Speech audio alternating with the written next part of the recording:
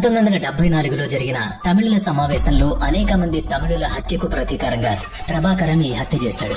ప్రభాకరన్ చేసిన ఈ చర్య శ్రీలంకలో జరుగుతున్న తమిళ ఉద్యమ దిశను మార్చేసింది.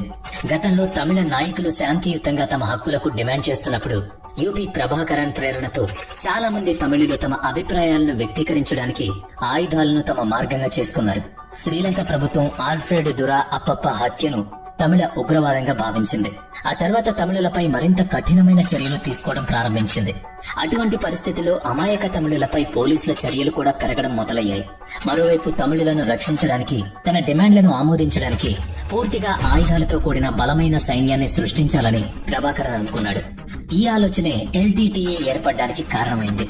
మే 5, 1976న Prabhakaran liberation tigers of Tamil Eelam LTTE అనే కొత్త సంస్థను సృష్టించాడు. దీని ఏకైక లక్ష్యం తమిళులకు ప్రత్యేక దేశం తమిళ ఈలంను స్థాపించడం. ఇది చాలా ప్రొఫెషనల్ మరియు క్రమశిక్షణ కలిగిన సంస్థ. దీని సభ్యులకు చాలా కఠినమైన శిక్షణ ఇవ్వబడింది. తద్వారా వాళ్లు బలంగా పోరాడడానికి సిద్ధంగా ఉన్నారు.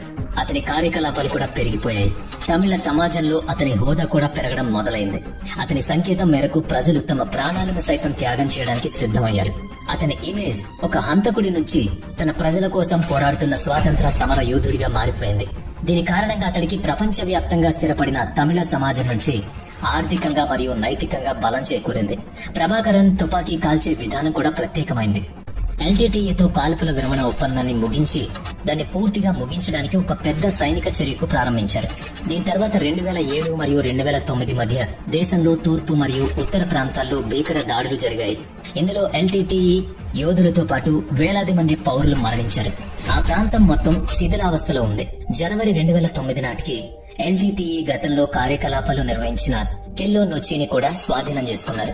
ఆ సమయానికి ప్రభాకరన్ సంస్థలు చీలిక ఏర్పడింది. దీని కారణంగా అతను ఒంటరిగా ఉన్నాడు. దీని తర్వాత శ్రీలంకలో దాదాపు 3 దశాబ్దాలుగా జరుగుతున్న అంతర్యుద్ధం ఆగిపోయింది. కానీ ప్రభాకరన్ మరణం గురించి కొత్త ఊహాగానాలు వెలువడడం మొదలయ్యాయి. కొన్ని వాదనల ప్రకారం అతను తలకు గాయం కావడంతో మరణించాడు. అయితే కొన్ని సిద్ధాంతాల ప్రకారం అతను సూసైడ్ గుళికను తీసుకుని ఆత్మహత్య చేసుకున్నాడు. కొంతమంది ఇప్పటికీ అతను బ్రతికే ఉన్నాడని చెబుతున్నారు. దీని కారణంగా అతని మరణ రహస్యాన్ని నేటికి ఎవరూ ఛేదించలేకపోయారు.